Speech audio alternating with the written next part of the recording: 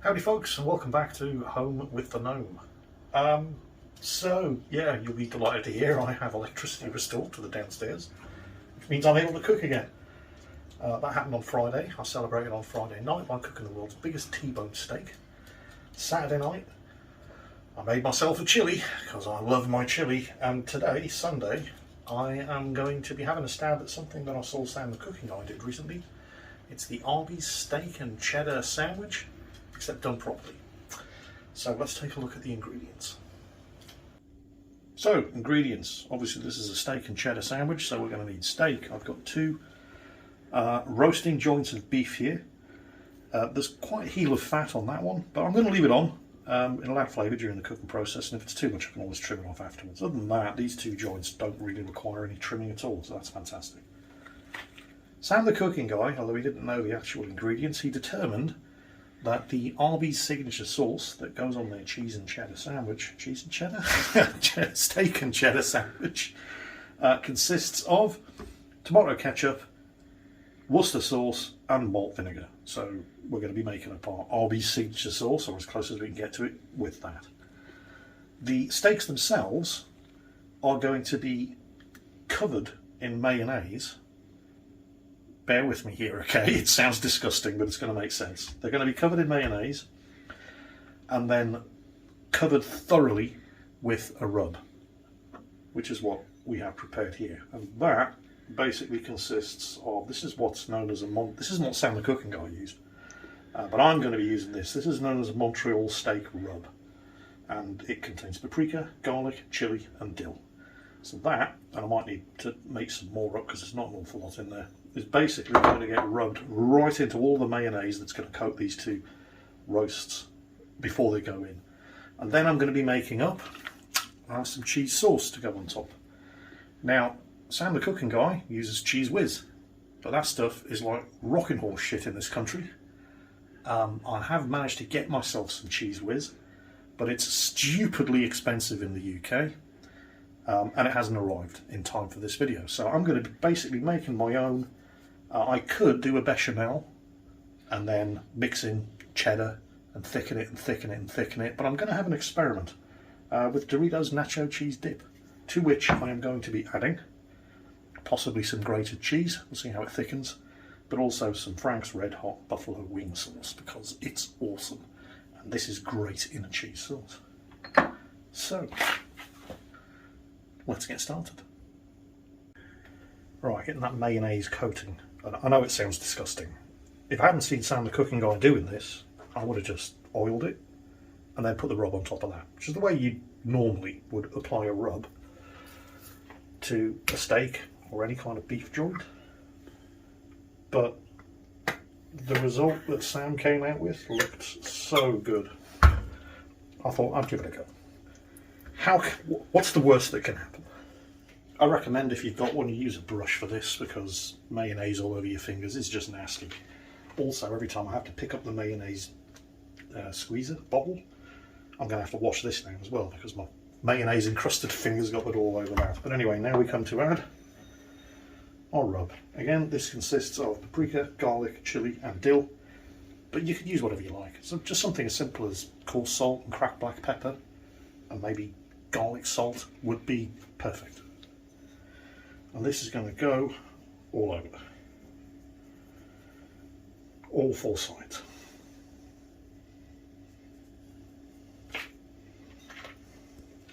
And we're going to be generous with this, because this is going to cook into a crust, almost like a peppered beef brisket. Now I'm going to attempt to replicate Arbys signature sauce, which is going to be really difficult because I've never tasted it. So, yeah, this is going to be fun.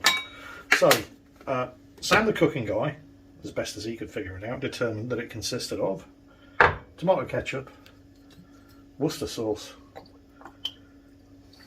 again, a whole Worcester sauce. This country isn't difficult, and a little malt vinegar.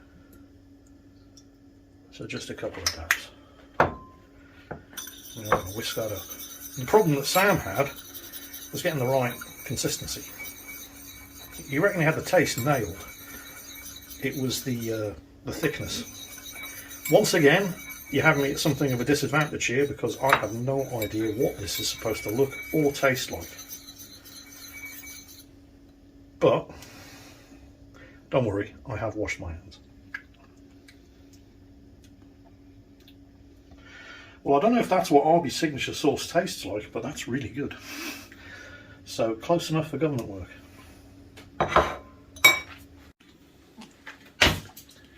Right, those two bad boys have been cooking for 30 minutes, certainly no more than 40 minutes. The oven was set to 350 Fahrenheit, about 175 centigrade, and they're done. They need a rest first though, so in order to do that, kitchen foil, and we're not sealing them in here or anything, just loosely tent up the tray and then stick that to one side to rest for about 20 minutes. So, as I mentioned, I don't actually have any Cheese Whiz because this is the UK and that stuff's next to impossible to get a hold of. Although I did manage to source some on Amazon, bearing in mind that this stuff comes in jars that are about the same size as Doritos nacho cheese. They wanted £54 for 3. So I thought I'd try to make my own. So this, like I said, is just Doritos nacho cheese. I, however, because I really love the flavour and I like a bit of kick in my nacho cheese sauce, I'm going to add some, not a lot, Frank's Red Hot Buffalo Wing Sauce. Just going to mix that up. That is going to go in the microwave for 3 minutes, stopping to stir it every 30 seconds. And I'll show you how that looks. And I don't know if this is going to work, by the way, so it could be a complete disaster.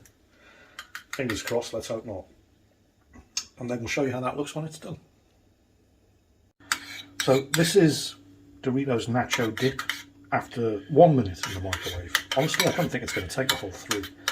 But one thing that I have noticed is that it isn't nearly as thick as I want it to be. So I've got some grated cheese here. This is French Emmental, although Red Leicester, any kind of cheddar would do. This is supposed to be a cheddar and steak sandwich after all. But I want to thicken it up, and also I want to give it a bit, you know, of a distinctly cheesy flavour. So we'll add that into the mix, and that should thicken it up. I think another minute, 2 30-second sessions in the microwave. And what, I could probably get away with some more. Get it in there. How much cheese? Yes. So another 2 30-second sessions in the microwave, and that should have thickened up very, very nicely. Honestly, this cheese dip is hot enough fresh out of the microwave, but I'm pretty sure the cheese is melting in there anyway. But we'll microwave it anyway, just to give it some assistance. And now, to slice. The idea here, and I don't know how good I'm going to be at this because my carving skills are sadly lacking, is that you want to slice this as thin as you possibly can.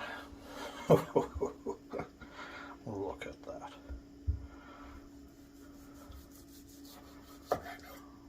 Like, you're just shaving bits of beef off. The sharper the knife you have, the better for this, obviously. Oh yeah, you know what? I'm tasting some of this. Oh, it smells great.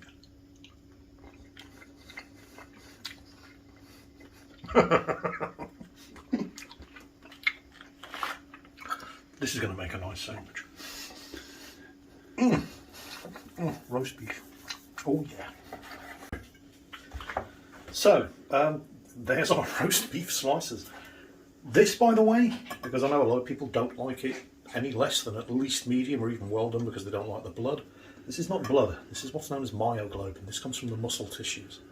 It looks like blood. It is not blood. So, if, for example, you're preparing halal or kosher, you don't need to worry about this because it is not blood. Now for our, not quite Arbys signature sauce, or Sam the Cooking Guy's closest approximation of what it should actually be composed of. A bit more on there, we can afford to be generous. Plenty more where this came from. Whoops. 1 centimetre away, and I completely missed the bun. These are toasted brioche buns, by the way, but any kind of bread roll will work just fine. And now, you can afford to be generous with this stuff. There's plenty of it. We're just basically going to smother all of that beef. Oh yeah, this is going to be good. And let us, of course, not forget our nicely thickened cheese sauce, which is less sauce and more cheese. And honestly, that's fine.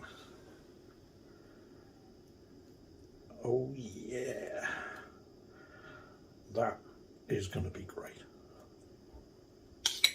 And then, of course, we put the hat on.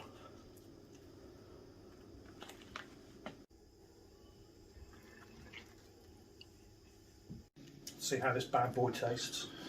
Oh.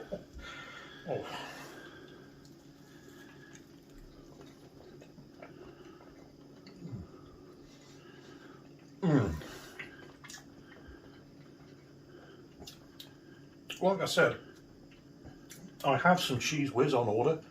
Not a lot, because it's stupidly expensive in this country. It has to be imported from the USA.